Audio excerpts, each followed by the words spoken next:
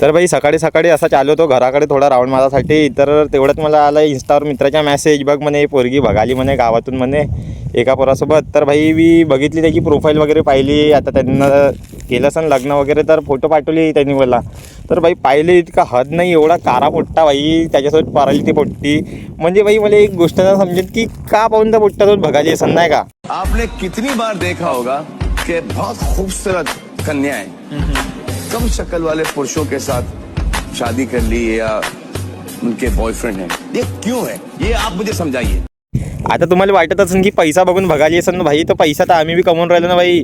8 घंटे नाही 12 घंटे आम्ही पैसे कमवून राहिलो, पण कसं आहे आम्हाला टाईम नाही भेटून राहिला ना. गोष्ट राहिली टॅलेंटची भाई, टॅलेंट लगेच आमच्याबंदी पुरी पटवायच्या टॅलेंट बहुत आहे, पण कसं आहे आम्हाला टाईम नाही भेटून राहिला नाही का पुरी पटवायच्या, त्याच्या कारण आम्ही पुरी नाही पटवून राहिलो.